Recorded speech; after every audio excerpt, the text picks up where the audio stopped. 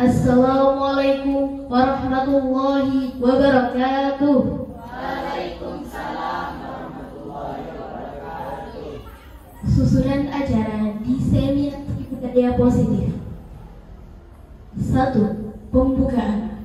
2. Sambutan wakasek kurikulum. 3. Penyampaian diseminasi oleh Pak Fatul Rahman.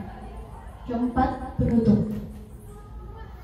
Mari kita membaca pembukaan acara ini dengan membaca basmalah. Bismillah. Sambutan wakasek kurikulum yang akan dibawakan oleh Bu Robina. Kami persilakan. Bismillahirrahmanirrahim. Assalamualaikum warahmatullahi wabarakatuh. Yang saya hormati Bapak Ibu Dewan Guru dan peserta diseminasi pada hari ini, syukur alhamdulillah kita panjatkan kehadirat Allah Subhanahu wa taala, di mana pada pagi hari ini kita masih diberi nikmat sehat Islam dan nikmat yang luar biasa yang tidak bisa kita hitung satu persatu, sehingga di hari ini kita masih bisa silaturahmi, terutama dalam mengikuti acara diseminasi yang diselenggarakan oleh CGP, calon guru penggerak. Mungkin diseminasi ini adalah salah satu urutan atau tuntutan yang harus dilakukan oleh CGP setelah sekian lama, mungkin sekitar 2 bulan atau 3 bulan melaksanakan PGP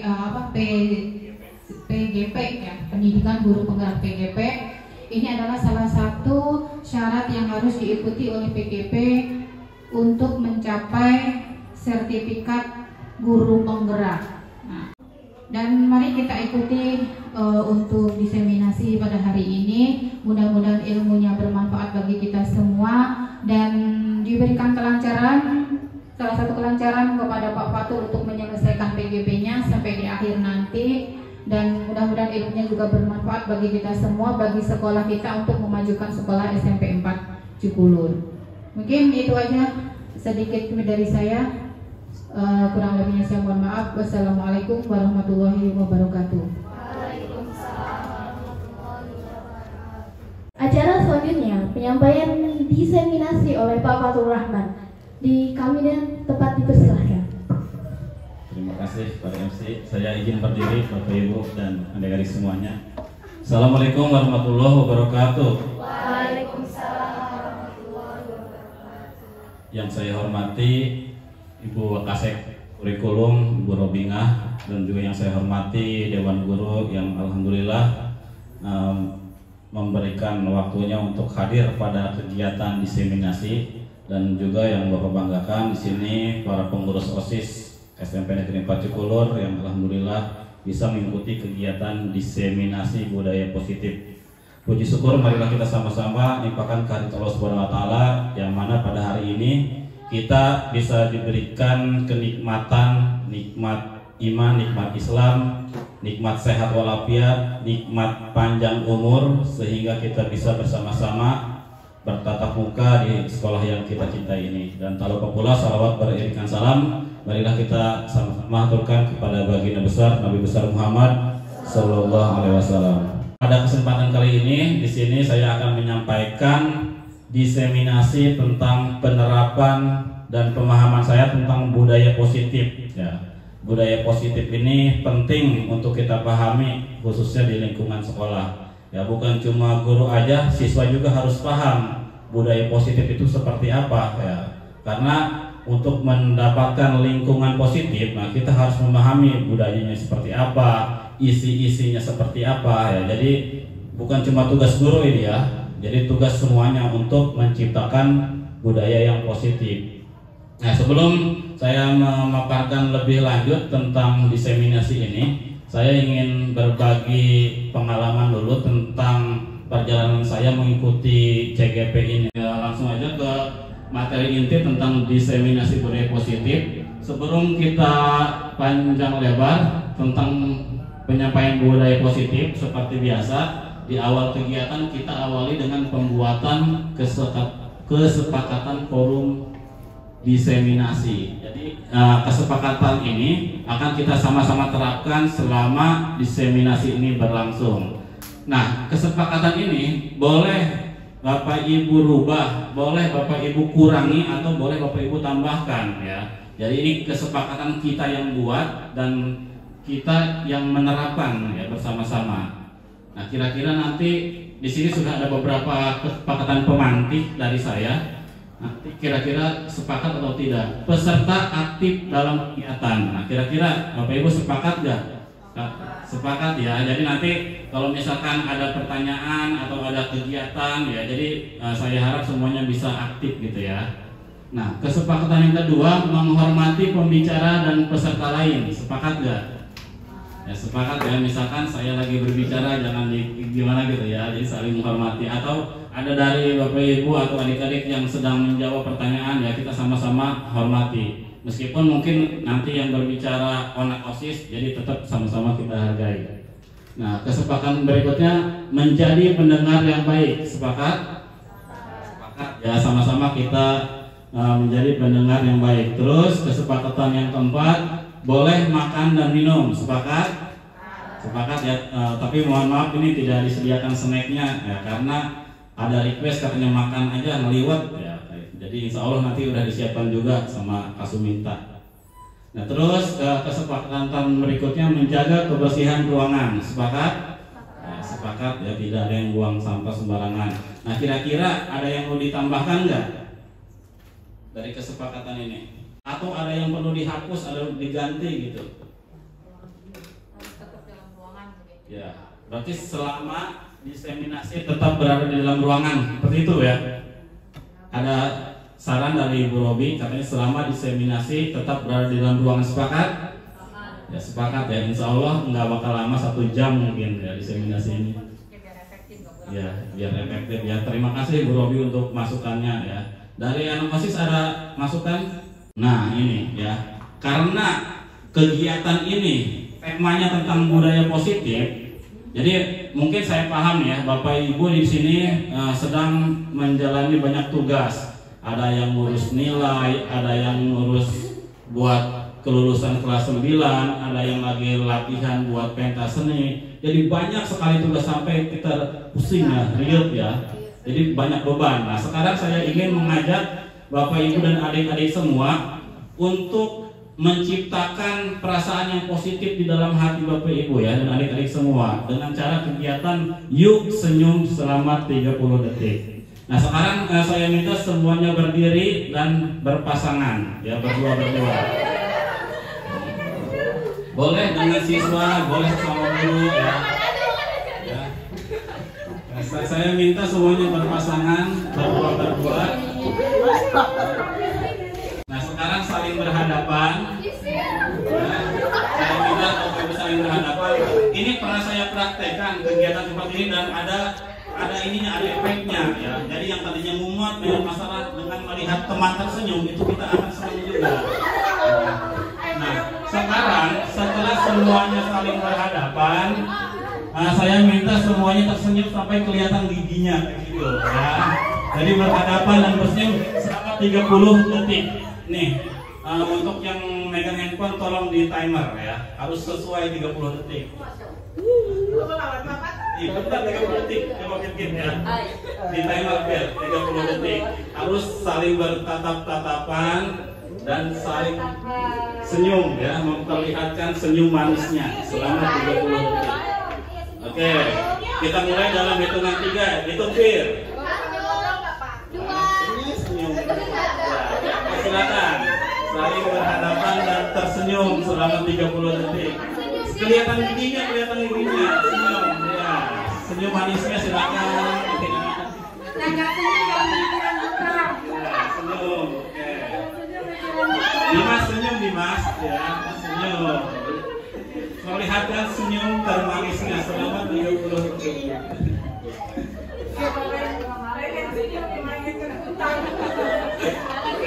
Yakin lihat timernya? Oke, sudah, terima kasih ya. Terima kasih, tepuk tangan dulu untuk kita semua. Ya. Nah, sekarang saya ingin bertanya, gimana setelah kegiatan tadi? Apakah sudah bahagia? Sudah bahagia ya. Sudah bahagia melihat kembali tersenyum, sudah timbul perasaan positifnya. Dan ini bisa diterapkan juga ketika di kelas mungkin lagi suntuk, lagi bosan dalam belajar, siswa nggak apa-apa dicoba kayak gitu ya, untuk saling berhadapan dan saling tersenyum. Nah sekarang kita masuk ke materi diseminasi. Jadi di materi diseminasi budaya positif ini cukup banyak materinya daripada modul-modul yang lainnya. Sampai saya itu mempelajarinya kurang lebih 3 minggu ya. Kalau modul yang biasanya cuma 2 minggu, kalau ini sampai 3 minggu. Jadi ada 8 konsep inti tentang budaya positif. Yang pertama tentang perubahan paradigma belajar, terus tentang disiplin positif, nilai-nilai kebajikan harus juga, nilai-nilai kebajikan, kebutuhan dasar manusia, motivasi perilaku manusia, posisi kontrol guru, keyakinan kelas, dan yang terakhir segitiga restitusi. Nah kita coba bahas satu persatu tentang pembelajaran dengan paradigma baru. Nah di zaman sekarang ini mungkin Bapak Ibu pernah mendengar tentang pembelajaran yang berpusat pada guru dan pembelajaran yang berpusat pada murid. Pernah mendengar gak kalimat itu? Ya. Ada yang mau bersedia menyampaikan pendapatnya gak? Pembelajaran yang berpusat pada guru seperti apa? Pembelajaran yang berpusat pada murid seperti Guru Binga? Ya, berdasarkan pengetahuan saja ini ya, pengetahuan siapa ya, pengalaman. Mungkin untuk pembelajaran yang berpusat pada guru itu sebenarnya mungkin kurikulum dulu CBSA ya, CBSA, kurikulum cara belajar siswa aktif. Tapi kenyataannya kalau di situ bukan siswa aktif tapi guru yang aktif. Di sini guru itu sebagai penceramah, gitu. Jadi hanya menjelaskan dan menjelaskan. Terus di akhir mungkin siswa akan dikasih tugas seperti itu. Ini yang berpusat pada guru.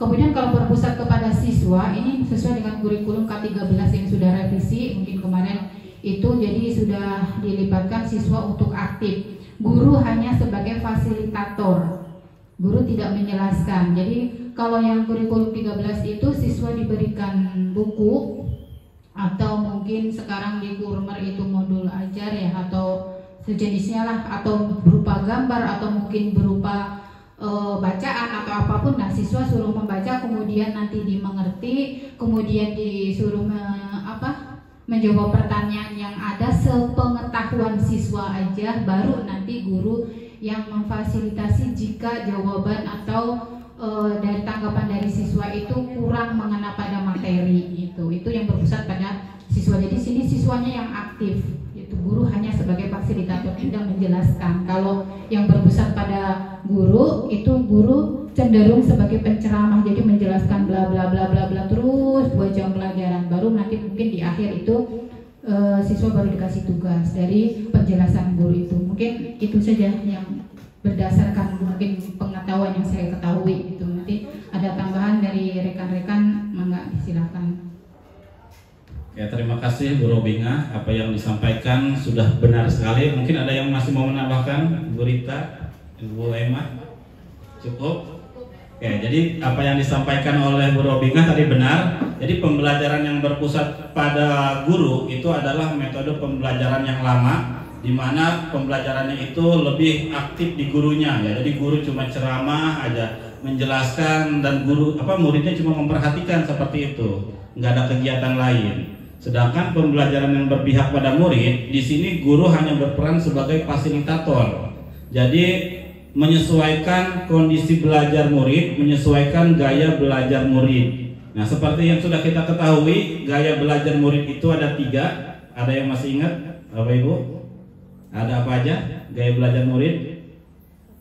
Ada audio, visual, sama kinestetik. Benar ya, terima kasih Bu Dian. Jadi ada yang senang belajarnya ngeliat gambar-gambar atau apa, ada juga yang senang ngedengerin, ya pakai musik, pakai video sambil mendengarkan. Ada yang suka lebih ke gerakan gitu. Nah sekarang Bapak mau tanya ke siswa nih, Ripal lebih senang belajarnya seperti apa Ripal? mendengarkan, melihat, atau bergerak?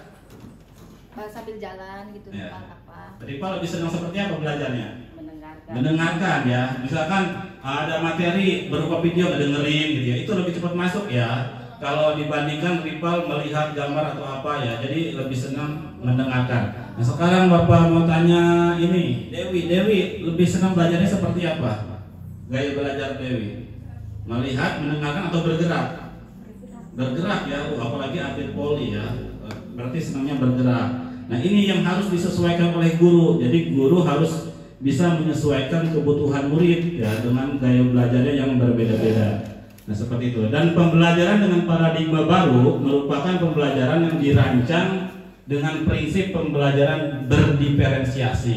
Ya. Nah di sini ada kalimat berdiferensiasi, mungkin sudah nggak asing ya, pernah dengar ya ujiannya Miss Dian. Pembelajaran berdiferensiasi di mana pembelajaran yang menyesuaikan dengan keadaan murid ya. Jadi kita harus mengidentifikasi muridnya seperti apa ya. Apakah muridnya lebih senang bergerak, apakah muridnya lebih senang mendengarkan, melihat, seperti itu. Dan pembelajaran berdiferensiasi ini ada 3 macam. Ada diferensiasi konten. Diferensiasi konten ini berupa materinya. Jadi materinya menyesuaikan, yang cukup ke pelajaran seperti apa, pembelajarannya yang kurang nangkep seperti apa, jadi harus divariasikan ya. Ada yang kedua tentang diferensiasi proses ya. Jadi proses pengajarannya seperti apa ya, harus dibedakan. Tidak hanya menggunakan satu metode. Ya mungkin pengalaman saya ketika mengajar di kelas 9, saya memberikan pembelajaran dengan secara berkelompok gitu. Di mana di dalam suatu kelompok itu ada yang bertugas sebagai mencatat, ada yang bertugas sebagai menjelaskan, ada yang bertugas sebagai menulis. Nah, jadi dengan beberapa tugas itu siswa di situ aktif ya, sesuai dengan keinginannya, sesuai dengan kemampuannya seperti apa. Dan diharapkan ketika kita memberikan metode seperti itu, siswa-siswa bisa mampu memahami apa yang kita sampaikan. Dan yang ketiga tadi diferensiasi produk. Jadi hasilnya ya. Hasil yang diciptakan oleh siswa itu biasanya berbeda-beda, tidak harus sama ya. Jadi kita harus bisa menilai secara subjektif juga ya, seperti itu. Nah, sehingga para peserta didik belajar sesuai kebutuhannya berdasarkan tahap perkembangan sesuai teori psikologi modern untuk mewujudkan profil pelajar Pancasila. Nah, ini salah satu tujuan dari kurikulum Merdeka juga, yaitu untuk mewujudkan murid memiliki profil pelajar Pancasila. Di mana profil pelajar Pancasila ini ada 6 ini ya. 6 nilai kebajikan. Kalau saya biasanya di kelas 7, kelas 9 mengajarkan profil pelajar Pancasila dengan cara bernyanyi. Ada kayak yang ini. Belajar Pancasila, beriman dan bertakwa pada Tuhan yang esa dan berakhlak mulia, berkebinekaan global, gotong royong mandiri, kreatif dan bernalar kritis. Nah ini setiap awal pelajaran matematika biasanya siswa menyanyikan lagu ini ya, menyanyikan lagu Pancasila. Diharapkan dalam proses pembelajaran siswa itu tertanam nilai-nilai kebajikan dari profil pelajar Pancasila. Nah di sini ada materi tentang miskonsepsi tentang teori kontrol.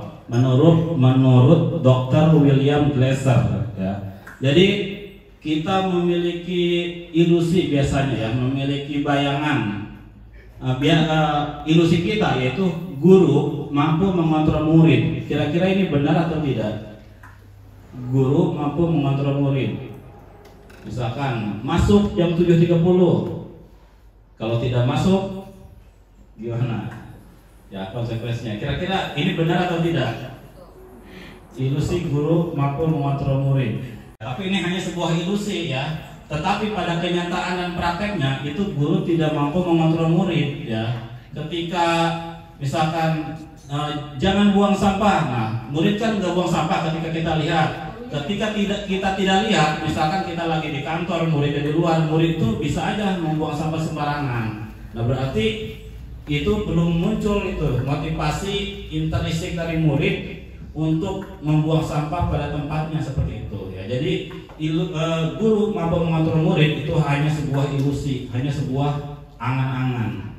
Nah, ilusi yang kedua yaitu bahwa semua penguatan positif, efektif, dan bermanfaat. Nah, ini kira-kira ilusi atau benar-benar terjadi nih hal seperti ini. Ilusi bahwa semua penguatan positif, efektif, dan bermanfaat. Ketika kita berikan penguatan, apakah efektif?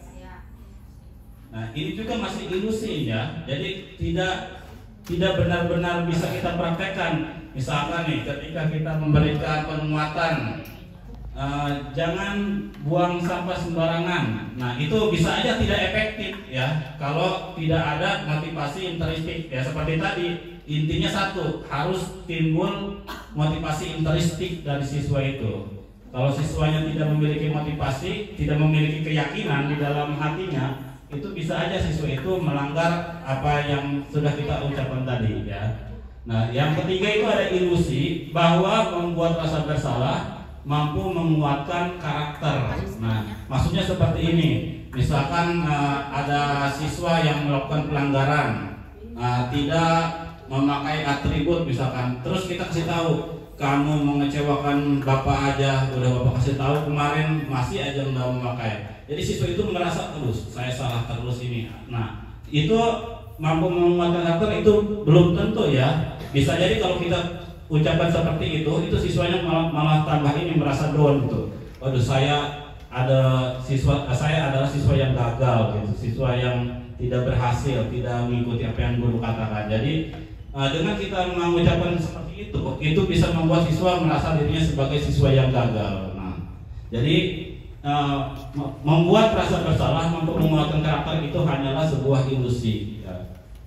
Dan yang keempat yaitu ilusi bahwa orang dewasa memiliki hak untuk memaksa. Nah, ini juga merupakan ilusi. Nah, guru di sini sebagai orang dewasa dan murid sebagai anak-anak. Dan kita sebagai guru tidak bisa memaksa apa yang kita mau kepada murid ya. Melainkan kita sebagai guru harus menuntun terhadap kodrat yang dimiliki oleh murid. Misalkan kita mau kamu harus rajin sekolah tiap hari ya. Jadi kalau nggak rajin dipaksa, disamperin ke rumahnya, ditarik-tarik, ya harus sekolah, itu nggak bisa juga ya. Itu tidak akan mewujudkan motivasi intrinsik yang ada di dalam murid. Nah, sekarang Bapak mau tanya nih, mumpung ada murid, ya misalkan Rohadi, kamu kalau dipaksa senang nggak? Nah, tidak senang ya. Jadi lebih senang sesuai apa kata nurani gitu ya. Nah, jadi untuk menimbulkan motivasi yang ada di hati nurani Rohadi, nah seperti apa? Nah, nanti itu akan kita bahas di posisi kontrol guru. Merubah paradigma dari stimulus respon menjadi pendekatan teori kontrol ya. Jadi stimulus respon ini adalah teori yang lama dan teori kontrol adalah teori yang perlu kita lakukan sekarang. Pertama, realitas atau kebutuhan kita sama, dan di teori kontrol realitas kebutuhan kita berbeda-beda ya. Jadi di dalam suatu kelas itu setiap anak tidak memiliki kebutuhan yang sama ya. Ada yang butuh apa, butuh B gitu ya. Jadi kebutuhannya berbeda-beda. Nah, jadi kita harus memahami apa yang menjadi kebutuhan dari siswa. Nah, terus semua orang melihat hal yang sama, dan di teori kontrol setiap orang memiliki gambaran yang berbeda-beda. Jadi pandangan orang itu berbeda-beda terhadap suatu hal. Kita tidak bisa memandang siswa ini memiliki pandangan yang sama ya. Misalkan Rohadi suka belajar matematika, nah Firkin belum tentu suka belajar matematika. Jadi kita harus memandang seperti itu. Terus teori stimulus respon yang ketiga, kita mencoba mengubah orang agar berpandangan sama dengan kita. Dan di teori kontrol kita berusaha memahami pandangan orang lain tentang dunia. Jadi perlu dibalik. Siswa harus paham tentang apa yang guru sampaikan. Nah, itu harus dibalik, tetapi guru yang harus paham tentang kemauan siswa. Nah, itu yang harus kita praktekkan ya, seperti itu. Nah, terus teori dari stimulus respon yang keempat, perilaku buruk dilihat sebagai suatu kesalahan. Nah, jadi kita ketika melihat siswa melakukan pelanggaran, melakukan keburukan, nah kita jangan langsung mencap atau menilai siswa itu salah. tetapi kita harus melihat semua perilaku memiliki tujuan. Misalkan ada siswa yang tidak masuk selama 1 minggu, ya kita jangan langsung menganggap siswa itu salah, tetapi mungkin aja di rumahnya lagi ada kegiatan apa gitu, jadi ada tujuan yang lain. Jadi jangan langsung mencap bahwa siswa itu salah seperti itu. Terus orang lain bisa mengontrol saya, ini di teori stimulus respon, dan pada kenyataannya hanya Anda yang bisa mengontrol diri Anda. Jadi diri kita yang bisa mengontrol itu cuma kita, ya, cuma diri kita masing-masing, tidak bisa dikontrol oleh orang lain. Seperti itu. Terus di stimulus respons saya bisa mengontrol orang lain. Nah, di teori kontrol saya tidak bisa mengontrol orang lain. Nah, itu ya yang menjadi kenyataan. Kita tidak bisa mengontrol orang lain. Kita tidak bisa mengontrol orang lain mengikuti apa yang kita mau, seperti itu. Terus di stimulus respon pemaksaan ada pada saat bujukan gagal, dan kolaborasi dan konsensus menciptakan pilihan-pilihan baru. Nah, ketika kita memaksa murid untuk berubah menjadi lebih baik, itu merupakan bujukan yang gagal gitu. Tetapi ketika ada murid yang melakukan kesalahan, nah kita harus berkolaborasi dengan murid, ya. Jadi kita gali alasannya apa, ya, tujuan dia melakukan seperti itu apa. Dan yang terakhir, model berpikir menang kalah. Di teori kontrol, model berpikir menang-menang, atau mungkin bahasa Inggrisnya win-win solution, ya. Pernah dengar mungkin yang disebut ya, win-win solution. Jadi ketika ada murid yang melakukan kesalahan, kita nasihati dan murid bisa berubah. Itu bukan maksudnya guru menang, siswa kalah, tetapi semuanya menang, ya. Guru menang, murid juga menang. Itu win-win solution. Jika kita berbicara tentang disiplin, mungkin yang terbesit di dalam kita yaitu peraturan, tata tertib, apalagi kira-kira. Kalau misalkan ada kata disiplin, kira-kira ini dikaitkannya dengan apa kata disiplin ini? Taatan, ya, harus patuh, ya, berarti tentang tata tertib gitu, ya. Nah, di sini sebenarnya disiplin itu memiliki arti yang berbeda. Disiplin berasal dari bahasa Latin yaitu disiplina, yang berarti belajar. Jadi ketika siswa itu melakukan kesalahan dan dia belajar untuk memperbaiki kesalahan, itu berarti siswanya disiplin. Jadi disiplin dimulai dari disiplin diri, seperti itu. Disiplin mengacu pada disiplin diri yang memiliki tanggung jawab terhadap apa yang dilakukannya berdasarkan nilai-nilai yang diyakini. Disiplin positif merupakan salah satu cara penerapan disiplin yang bertujuan untuk menumbuhkan kesadaran serta memberdayakan peserta didik tanpa imbalan, penghargaan, ancaman, atau hukuman. Jadi ketika kita menerapkan tentang kedisiplinan, itu kita jangan menerapkan tentang hukuman, tentang imbalan, tentang ancaman gitu. Kenapa demikian? Misalkan kalau datang terlambat dihukum, ya, kira-kira ketika kita hari ini hukum, kalau besoknya siswa itu akan terlambat lagi atau tidak? Ya, itu bisa terlambat lagi, ya, karena tadi kembali ke motivasi intrinstiknya, ya, motivasi intrinstiknya belum muncul gitu. Atau gini, yang datang tepat waktu dapat hadiah pulpen. Kira-kira apakah siswa akan datang tepat waktu terus tiap harinya?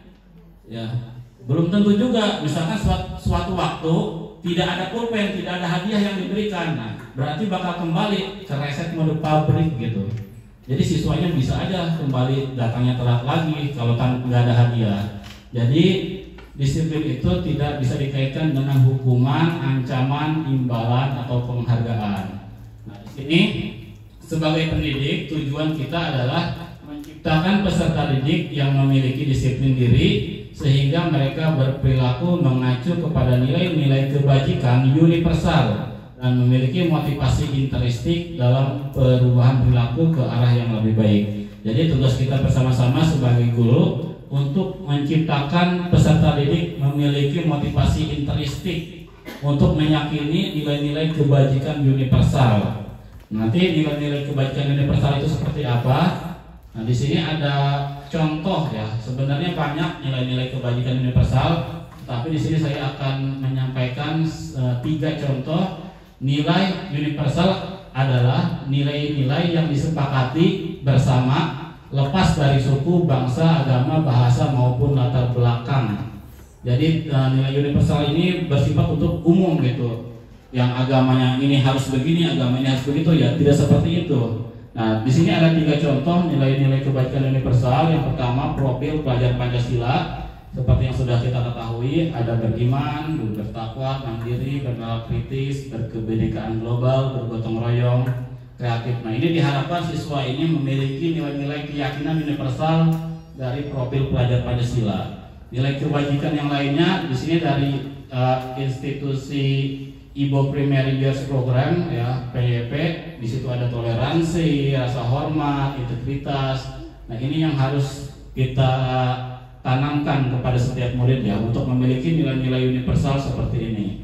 Dan contoh yang ketiga di situ ada keterampilan hidup. Di antaranya dapat dipercaya, lurus hati, pendengar yang aktif, tidak merendahkan orang lain, dan memberikan yang terbaik dari diri. Nah, itu merupakan contoh nilai-nilai kebajikan universal yang bisa kita tanamkan di setiap murid. Nah, sekarang kita ke materi kebutuhan dasar manusia. Sekarang saya ingin bertanya dulu, murid manusia bukan? Manusia, ya. Guru manusia bukan? Nah, jadi murid ataupun guru itu sama-sama manusia dan sama-sama memiliki kebutuhan hidup, ya. Sama-sama memiliki kebutuhan dasar. Bapak mau tanya nih, misalkan Nardi, Parit, kebutuhannya apa sekarang? Butuh apa sebagai manusia? Apa? Hah? Butuh makan, ya benar, butuh makan. Apa lagi? Ojol, boleh berpendapat? Pak Latif butuh apa, Pak Latif? Butuh pendamping hidup. Butuh uang. Butuh pendamping. Butuh uang. Butuh uang, bener juga. Muridnya butuh apa sekarang? Butuh uang. Butuh jodoh. Ya, itu benar, ya. Itu merupakan kebutuhan dasar manusia. Setiap manusia pasti memiliki kebutuhan dasar. Dan ketika kebutuhan dasarnya tidak dipenuhi, ini biasanya akan melanggar norma-norma. Misalkan ada siswa yang di kelasnya tidur. Nah, berarti itu ada salah satu kebutuhan yang tidak terpenuhi. Apa kira-kira? Ya, tidur berarti, ya. Berarti siswanya di rumahnya kurang tidur. Berarti itu yang menjadi kebutuhan. Jadi kita sebagai guru tidak bisa langsung menghukum, lempar, menghapus untuk biar bangun. Nah, jadi kita harus mengerti apa yang dibutuhkan murid. Seperti itu. Di sini kebutuhan dasar manusia adalah segala sesuatu yang kita lakukan untuk mendapatkan apa yang kita inginkan. Seluruh tindakan yang kita lakukan memiliki tujuan tertentu, dan semua usaha terbaik yang kita lakukan adalah dalam rangka agar kebutuhan dasar kita terpenuhi dengan baik. Nah, di sini ada 5 kebutuhan dasar manusia, ya. Jadi semua manusia pasti memiliki kebutuhan ini, ya, termasuk saya, Bapak Ibu, dan siswa semuanya pasti memiliki kebutuhan ini. Kebutuhan yang pertama yaitu kebutuhan untuk bertahan hidup. Kebutuhan bertahan hidup ini mencakup kesehatan, keamanan, pakaian, rumah, dan makanan. Nah, misalkan ketika siswa di kelas tidak bisa mengikuti pelajaran dengan baik, misalkan di pojok sendirian aja, ketika kita samperin, kenapa kamu diem aja? Lapar, Pak. Berarti ada kebutuhan yang tidak terpenuhi, yaitu kebutuhan bertahan hidup, gitu, ya. Jadi kita sebagai guru harus mengerti tentang kebutuhan-kebutuhan dari murid kita, ya. Kita tidak bisa langsung untuk mengklaim murid itu salah, mengklaim murid itu malas, ya. Kita tidak bisa mengklaim seperti itu. Nah, kebutuhan yang kedua, nah seperti tadi, ya, butuh pendamping, ya. Kebutuhan kasih sayang dan rasa diterima. Kebutuhan ini keinginan untuk tetap terhubung dengan orang lain, seperti teman, keluarga, pasangan hidup, teman kerja, binatang peliharaan, dan kelompok di mana kita tergabung. Nah, pengalaman, ya, di kelas 8B si Marcela, ya, itu suka diem aja dia. Nah, mungkin kebutuhannya tidak terpenuhi, kebutuhan rasa diterimanya tidak terpenuhi. Di sini ada 8B. Diterima gak si Marcela sebagai teman kalian? Diterima, tapi kenapa jarang gabung? Nggak diajakin.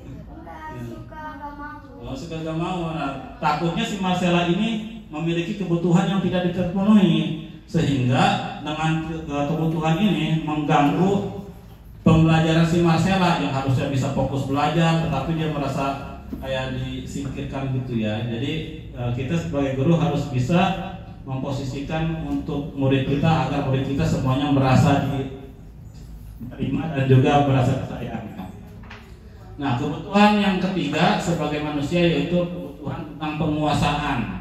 Di sini kebutuhan penguasaan, keinginan untuk dianggap berharga, bisa membuat perbedaan, bisa membuat pencapaian kompeten diakui dan dihormati. Nah, misalkan di suatu kelas ada murid yang overacting gitu ya, yang kebanyakan tingkah, nah mengganggu temannya ketika belajar, mungkin kebutuhan penguasaannya tidak terpenuhi.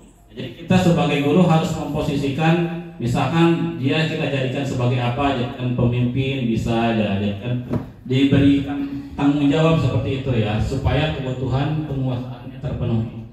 Terus kebutuhan yang keempat yaitu kebutuhan kebebasan, yaitu kebutuhan akan kemandirian, otonomi, memiliki pilihan dan mampu mengendalikan arah hidup seseorang. Ya, ketika kita melihat di kelas ada siswa yang tidur aja, ya mungkin siswa itu merasa bosan dengan pembelajaran yang kita sampaikan. Jadi mungkin ada siswa itu pengen bebas gitu, pengen bergerak. Nah, jadi ketika kita sebagai guru di kelas kita harus memperhatikan kebutuhan kebebasannya dengan cara misalkan membuat metode pembelajaran yang bervariatif ya, menyesuaikan dengan kondisi dari belajar siswa. Dan kebutuhan yang kedua itu kebutuhan kesenangan. Kebutuhan kesenangan di situ kebutuhan mencari kesenangan, bermain dan tertawa. Nah, ketika kita memberikan pembelajaran di kelas misalkan selama 2 jam pelajaran, nah ada siswa diem, murung, nah mungkin kebutuhan kesenangannya tidak terpenuhi. Nah, oleh karena itu kita bisa memberikan di sela-sela pembelajaran seperti ice breaking, permainan. Nah, Bapak mau tanya lagi nih ke siswa, kalau di kelas misalkan ya belajar selama 2 jam, pernah nggak merasakan bosan? Pernah ya. Jadi kalau kalian bosan pengennya apa? Nah, main, benar ya, pengen ada permainan, pengen ada selingan ya. Apalagi di jam-jam terakhir ya, pengalaman saya juga ketika ngajar di jam 12 misalkan ada siswa yang udah lemas, sudah nyender di meja. Nah, itu biasanya udah bosen dari pagi belajar terus sampai siang ya. Jadi kebutuhan kesenangannya tidak terpenuhi. Oleh karena itu kita harus bisa berinisiatif untuk menciptakan kebutuhan kesenangan di dalam pembelajaran. Nah, di sini ada studi kasus ya, ini berdasarkan kasus yang kita alami juga di SMP Partikulur. Misalkan di sini namanya saya ganti, salah satu siswa kelas 8 bernama Anton ketahuan mencontek saat kegiatan ASAT misalkan ya, yaitu dengan cara browsing melalui Google. Lalu panitia ASAT memanggil siswa tersebut untuk menghadap kepada ketua panitia. Nah, di sini saya ingin bertanya, jika Bapak Ibu sebagai ketua panitia, apa yang akan Bapak Ibu lakukan terhadap siswa tersebut? Menurut Bapak Ibu, kira-kira apa alasan Anton melakukan hal itu? Kira-kira kebutuhan apa yang tidak terpenuhi oleh Anton? Ada yang bersedia berpendapat? Kurang menguasai materi kayaknya. Ya, kurang menguasai materi, berarti kebutuhan apa Pak Danu? Apalkan Kalau menguasai materi, kebutuhan apa itu? belajar di rumah. Ya. Enggak, yang 5 tadi, yang 5 kebutuhan dasar. Kira-kira kebutuhan apa kalau tidak menguasai materi? Penguasaan. Iya betul ya, kebutuhan penguasaan. Nah, itu benar. Ya, jadi kita sebagai guru tidak bisa langsung menghukum karena kamu nyontek, ulangi dari awal ya. Jadi nggak bisa juga seperti itu ya. Mungkin harus kita nasihati pelan-pelan. Kalau kita langsung menghukum seperti itu tidak akan menciptakan motivasi intrinsik. Ketika kita hukum, bisa jadi besoknya atau di ASAT berikutnya siswa itu akan mengulangi hal-hal seperti itu.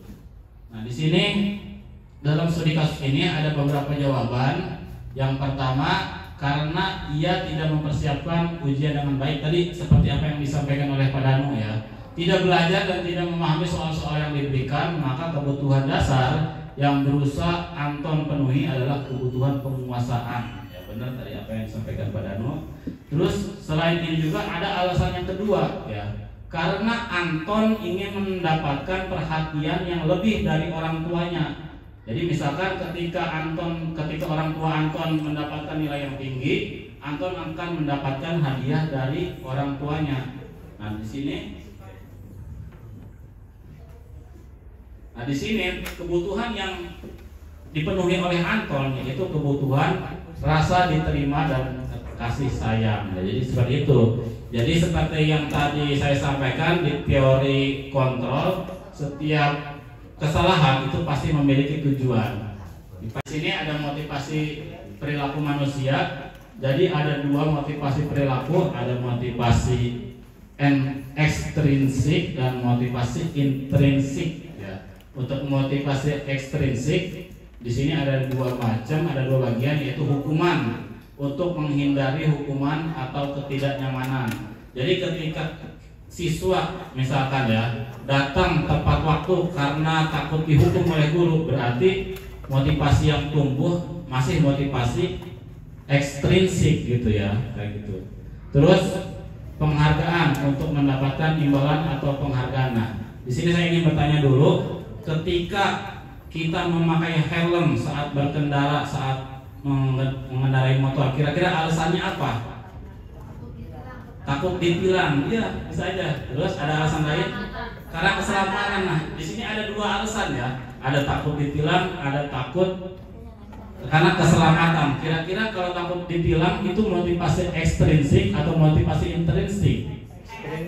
Ekstrinsik ya. Dari luar. Iya, jadi dari luar. Ketika tidak ada polisi, bisa aja nggak lepas helmnya lagi gitu ya. Jadi bukan motivasi yang timbul dari dalam hatinya. Tetapi kalau mikirnya karena ingin selamat, takut kecelakaan untuk safety, nah ini berarti yang muncul adalah motivasi intrinsik ya. Padahal kan yang namanya aspal itu tidak mengenal aspal kampung dan aspal kota ya. Jadi mungkin kita berpikir aspal di Cigoma empuk, nggak usah pakai helm gitu ya. Aspal di Rangkas itu mah keras ya, jadi harus pakai helm. Nah jadi jangan berpikir seperti itu ya. Memakai helm adalah demi keselamatan. Nah itu berarti yang muncul adalah motivasi ekstrinsik, intrinsik ya, motivasi yang muncul di dalam diri kita. Di sini ada perbedaan antara hukuman, konsekuensi, dan restitusi. Nah mungkin untuk kata hukuman dan konsekuensi ini sudah familiar bagi kita, sudah nggak asing lagi. Kalau untuk restitusi, ada yang pernah mendengar restitusi? Hukuman itu adalah sesuatu yang tiba-tiba atau tidak direncanakan. Misalkan datang terlambat, lari keliling lapangan 2 putaran. Nah itu ya, itu namanya hukuman. Jadi tiba-tiba, tidak ada komunikasi dulu di awalnya. Terus murid tidak tahu apa yang akan terjadi dan tidak dilibatkan. Nah seperti tadi, tiba-tiba saya disuruh lari aja 2 putaran ya, padahal cuma terlambat 1 menit misalkan ya. Itu merupakan hukuman. Dan hukuman dalam bentuk fisik ataupun psikis. Perbedaan fisik dan psikis apa kira-kira?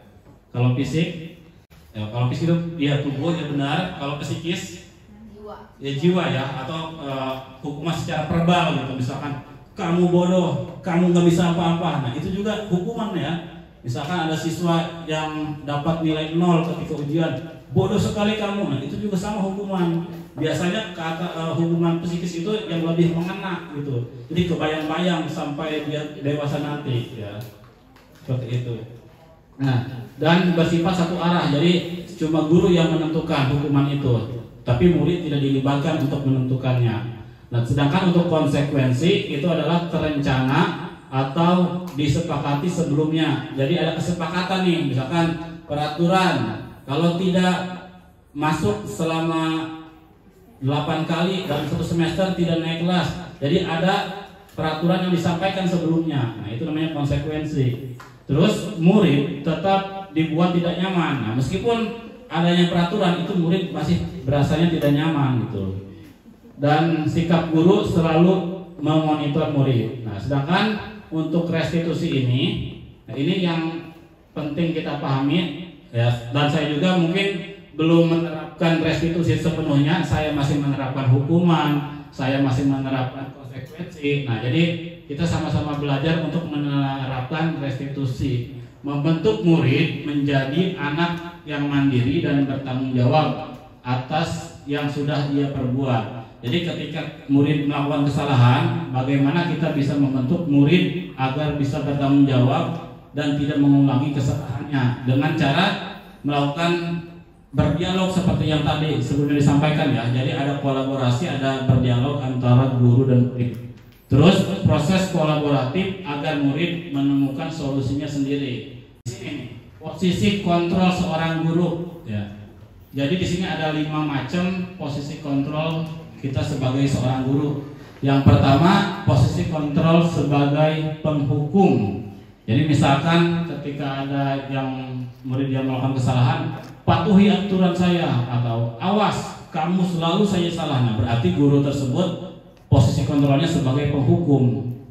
Nah, posisi kontrol yang kedua yaitu posisi membuat pembuat merasa bersalah. Misalkan, berapa kali Bapak harus memberitahu kamu ya. Jadi si murid itu merasa dirinya itu salah. Aduh, saya salah nih. Udah berkali-kali dikasih tahu masih aja seperti ini. Dan posisi kontrol yang ketiga itu posisi kontrol sebagai teman. Contoh kalimatnya misalkan, ayo bantulah demi Bapak ya. Jadi misalkan kita ke murid udah kayak teman gitu. Ayolah ikuti aturan sekolah demi Bapak gitu ya. Itu posisi kontrol sebagai teman. Nah, posisi kontrol yang keempat sebagai pemantau. Di sini jadi guru itu tugasnya untuk memonitoring aja, menceklis misalkan sanksi atau konsekuensinya seperti apa kalau kamu melanggar. Jadi cuma nanya-nanya aja gitu ya. Dan posisi kontrol yang terakhir itu sebagai manajer.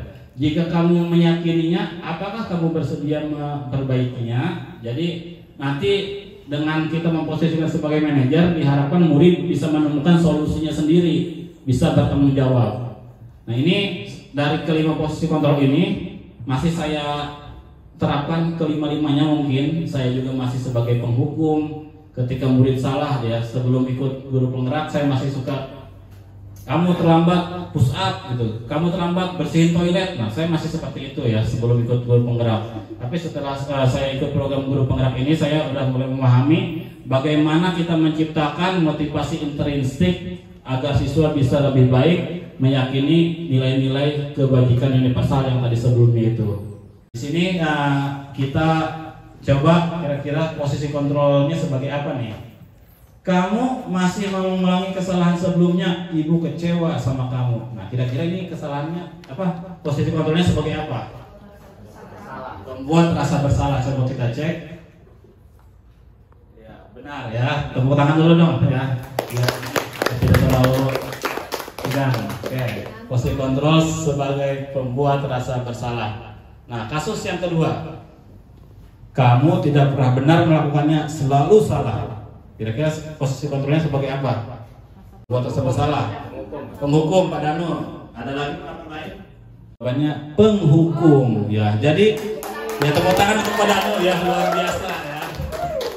Jadi di sini yang dihukum itu adalah psikisnya tadi ya, psikisnya. Kalau kita ucapkan kayak gitu misalkan kamu selalu salah, jadi siswa itu akan merasa dirinya selalu salah aja. Jadi psikisnya yang dihukum ya. Apa rencanamu untuk menyelesaikan masalah ini? Manajer, kata Pak Danu. Ada lagi? Manajer pemantau. Nah, coba kita cek.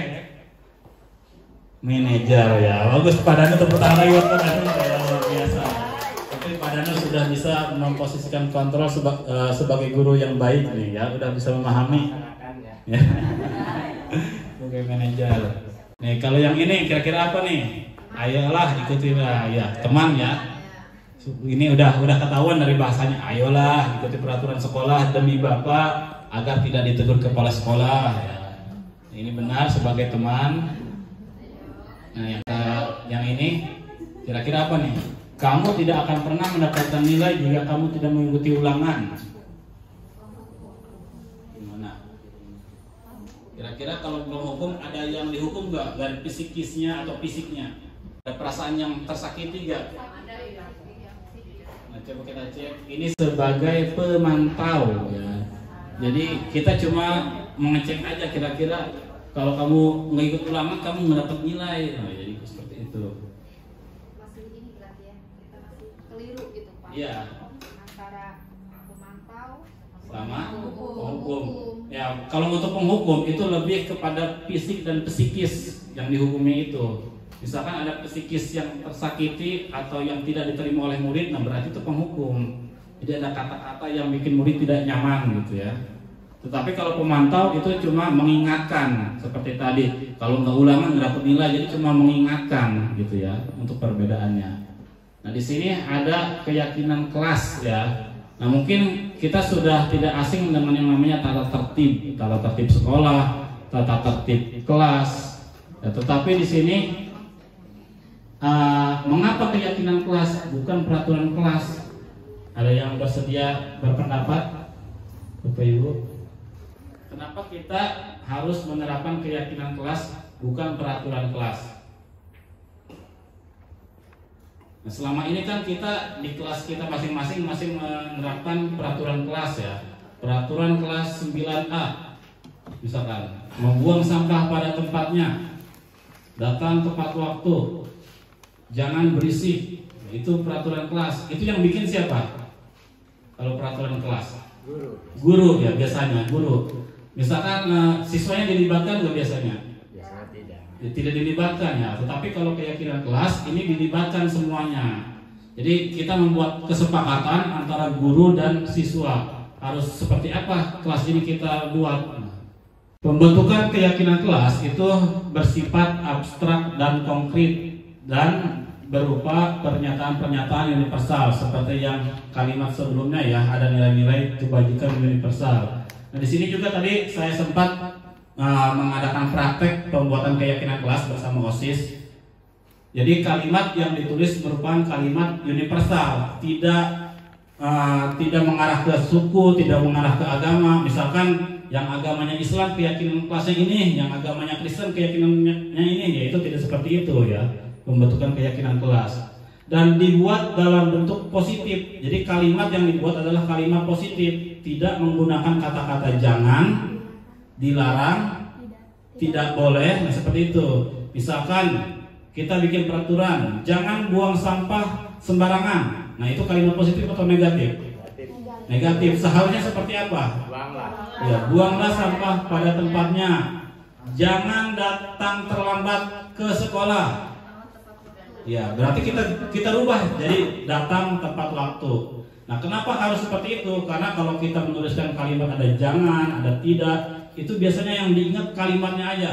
Jangan buang sampah sembarangan. Yang siswa ingat biasanya buang sampah sembarangan ya. Jangan merokok. Yang diingat pasti merokok gitu ya. Nah, biasanya itu yang diingat ya. Nah, pembuatan kalimat positif juga diharapkan mampu menimbulkan dan menumbuhkan motivasi intrinsik. Misalkan tadi Ajakan. ya menjadi ajakan, buanglah sampah pada tempatnya. Berarti yang bakal diingat, wah setiap punya sampah harus dibuang di tempatnya. Jadi supaya diingat kalimat-kalimat positifnya. Terus tidak terlalu banyak ya. Jadi keyakinan kelasnya nggak harus banyak. Misalkan 5, 6 ya cukup seperti itu supaya mudah diingat. Jadi nanti misalkan di dalam suatu kelas siswa disuruh membuat satu keyakinan kelas. Dan dari beberapa keyakinan nanti akan disortir, yang keyakinannya sama itu nggak usah dimasukkan gitu. Terus sesuatu yang dapat diterapkan di lingkungan ya bisa diterapkan di kelas. Semua warga kelas hendaknya ikut berkontribusi. Jadi dalam pembuatan keyakinan kelas, guru memfasilitasi dan mengarahkan ya. Misalkan hari ini kita akan membuat keyakinan kelas, jadi diarahkan oleh guru dan semuanya ikut berkontribusi, ikut menyumbangkan kira-kira keyakinan kelasnya mau seperti apa begitu. Terus bersedia meninjau kembali keyakinan kelas dari waktu ke waktu. Ketika sudah dibentuk keyakinan kelasnya, itu tidak cuma kita pajang di tembok, tidak cuma kita lihat aja, tetapi harus kita tinjau apakah efektif, apakah ada yang perlu diganti, apakah ada yang perlu ditambahkan. Nah, seperti itu. Nah, di sini tadi pagi saya melakukan kegiatan pembuatan keyakinan kelas dengan tahapan-tahapan. Pertama, menyampaikan tujuan dan maksudnya dulu pertama ya. Jadi nanti diharapkan di semester awal ya, ketika tahun ajaran baru, setiap kelas ini mempunyai keyakinan kelasnya masing-masing ya. Mungkin nanti ada Bapak Ibu yang menjadi wali kelas, diharapkan di tahun ajaran baru itu punya keyakinan kelasnya masing-masing. Pertama langkahnya yaitu dijelaskan dulu tujuannya seperti apa, pembentukan keyakinan kelasnya kayak gimana, kalimat yang digunakan seperti apa. Jadi disosialisasikan dulu. Setelah itu siswa diminta untuk membuat satu keyakinan masing-masing ya. Di sini siswa menempel lah. Setelah semuanya siswa menempel, semuanya membuat. Di sini saya sortir kira-kira ada gak keyakinan yang maksudnya sama.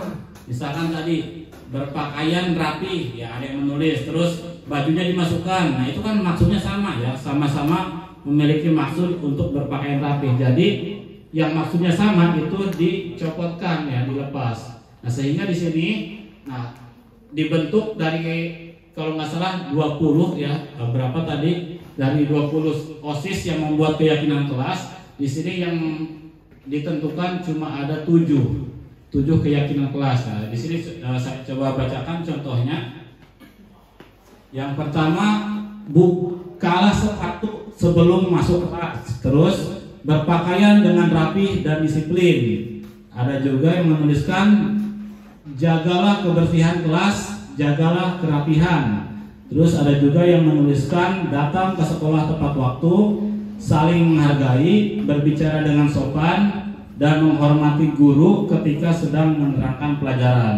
Nah, keyakinan kelas ini yang membuat siswa dan yang menjalankannya juga siswa juga, gitu ya. Jadi dibuat oleh siswa dan dijalankan oleh siswa. Kita masuk ke materi terakhir mungkin ini ya, tentang segitiga restitusi. Ya. Apa itu segitiga restitusi?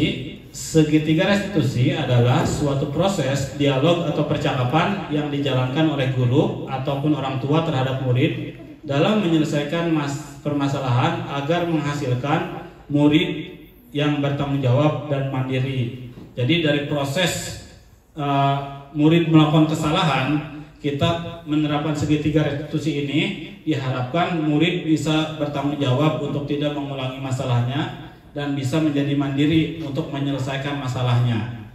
Nah, di sini ada 3 tahapan dari segitiga restitusi. Tahapan yang pertama yaitu menstabilkan identitas. Misalkan kalimatnya setiap orang pasti memiliki kekurangan dan kesalahan kayak gitu. Jadi kita mewajarkan apa yang menjadi kesalahan di murid ya. Misalkan murid mencontek, wajar kamu mencontek, mungkin kamu nggak belajar. Jadi kita tidak langsung menyalahkan murid ya. Jadi kita stabilkan dulu identitasnya agar murid tidak memiliki rasa bersalah. Terus tahapan yang kedua, validasi tindakan yang salah. Nah, setelah kita menstabilkan identitas murid, kita memvalidasi kira-kira yang kamu perbuat tadi benar atau salah. Nah, nanti murid yang akan menilai sendiri. Oh iya salah gitu ya. Jadi memvalidasi tindakan yang salah. Terus menanyakan keyakinan, dan di proses yang terakhir kita tanyakan kira-kira harusnya seperti apa. Kira-kira keyakinan apa yang harus diperbaiki. Nah, kayak gitu. Nah, di sini untuk menstabilkan identitas dalam pembelajaran, membuat kesalahan merupakan hal yang wajar. Ya. Jadi di dalam proses pembelajaran itu tidak selalu langsung benar ya. Biasanya ada salah dulu. Jadi di dalam kesalahan biasanya siswa itu belajar.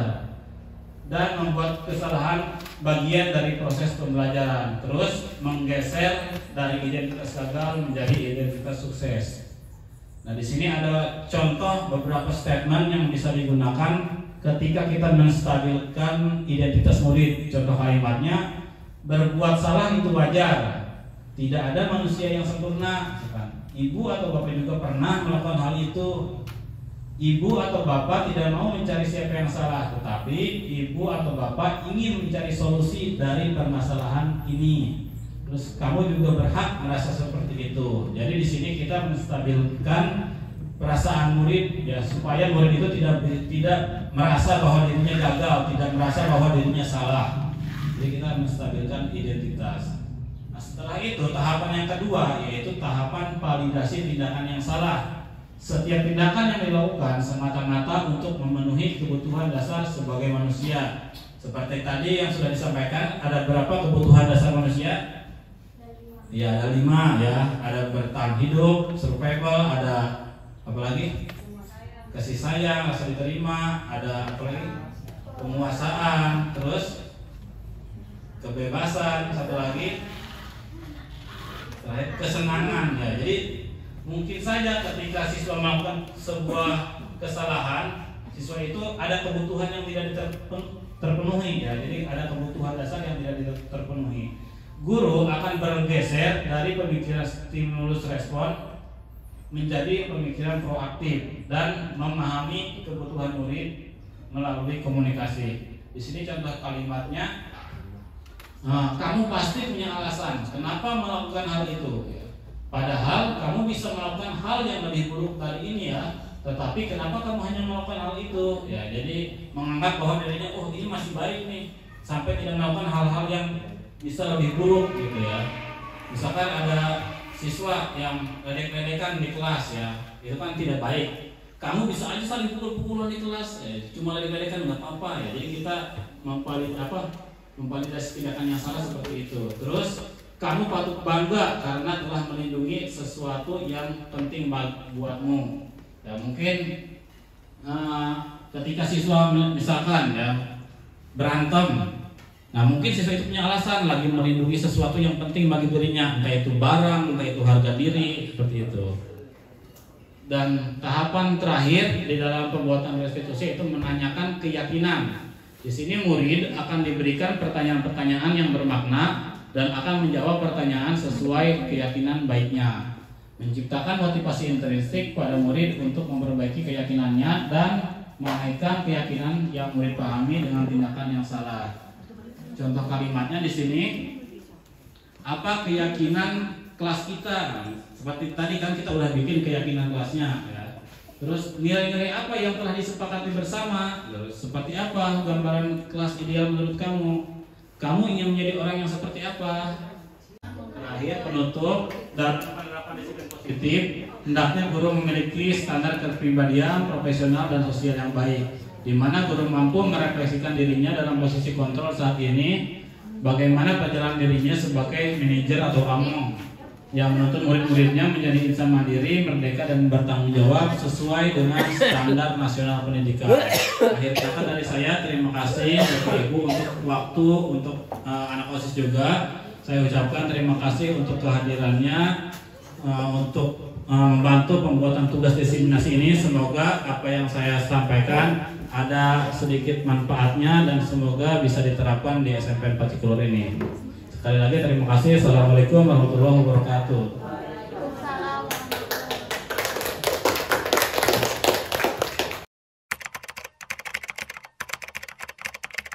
Assalamualaikum warahmatullahi wabarakatuh. Waalaikumsalam warahmatullahi wabarakatuh. Selamat pagi semuanya. Gimana kabarnya hari ini? Alhamdulillah baik semuanya ya. Sudah pada sarapan semuanya? Jadi kalau sudah sarapan semangat ya untuk menjalankan kegiatan dan aktivitas belajarnya pada hari ini.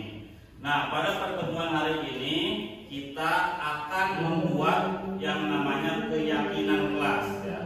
Sebelumnya sudah pernah mendengar atau belum keyakinan kelas seperti apa? Belum ya. Kalau peraturan kelas sudah pernah dengar atau belum? Sudah ya. Jadi kalau peraturan kelas mungkin sudah familiar ya, sudah sering kita dengar.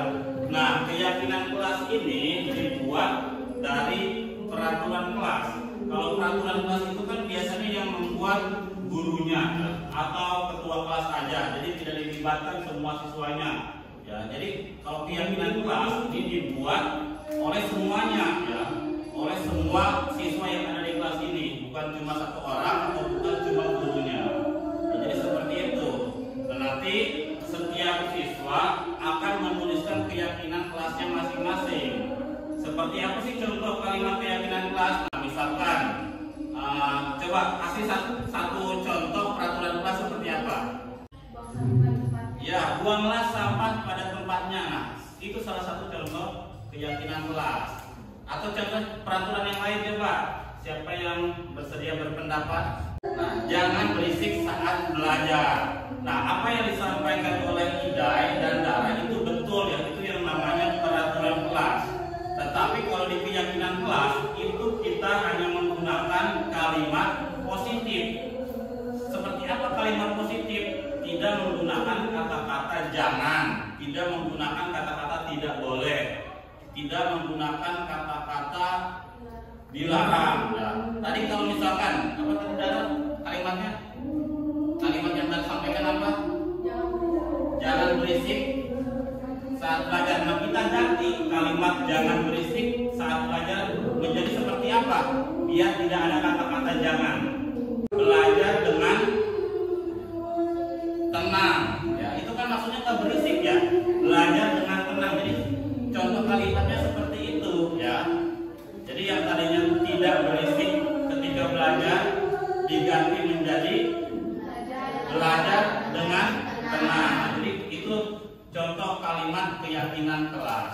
Nah, nanti Bapak minta masing-masing dari kalian menuliskan satu kalimat keyakinan kelas. Nanti kalau misalkan ada kalimat yang maksudnya sama, akan kita sortir bareng-bareng dan akan kita masukkan satu aja gitu ya. Boleh keyakinan kelasnya apa aja, mau tentang kedisiplinan, tentang kebersihan, tentang berpakaian, tentang sikap, ya, tentang ucapan, ya boleh apa aja yang kira-kira bisa kita jalankan di kelas ini, ya. Bisa dipahami? Ya, bisa. Nah, sekarang di sini Bapak akan membagikan kertas sticky note untuk kalian isi kalimat keyakinan kelasnya ya.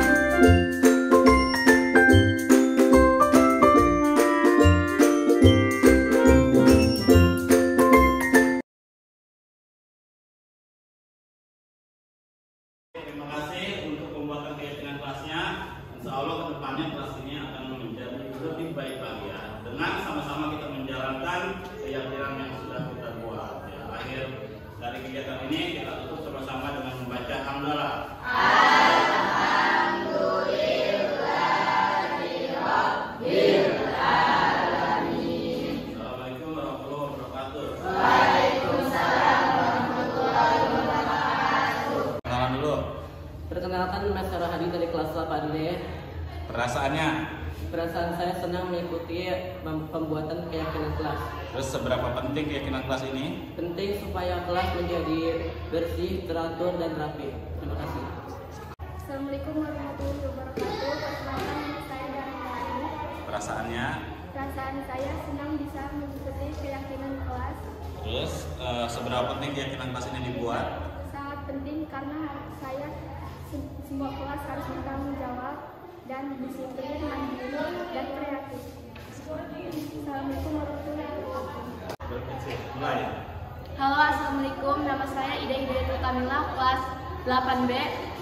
Perasaannya gimana? Perasaan saya senang sekali bisa mengikuti keyakinan kelas ini. Terus berapa penting keyakinan kelas ini? Sangat penting karena dapat mendisiplinkan kita dan membersihkan lingkungan.